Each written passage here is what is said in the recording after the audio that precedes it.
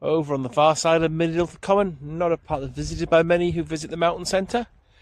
Bit wild, lots of bog, lots of gorse. Usually see quite a lot of wildlife. Seen some brown hares already this morning. Lots of nice fungi. Just a nice wilder bit of the common to be on. Bye for now.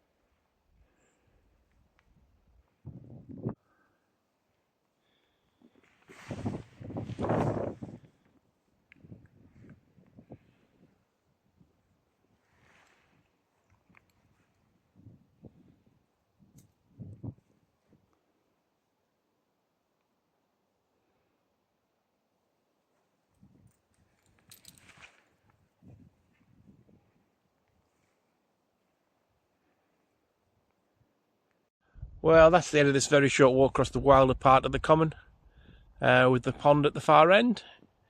Usually get some great views of the beacons from this end, but not today because of the cloud. But it's been a great little wander out, get some fresh air, and just enjoy being out in the wild. Bye for now.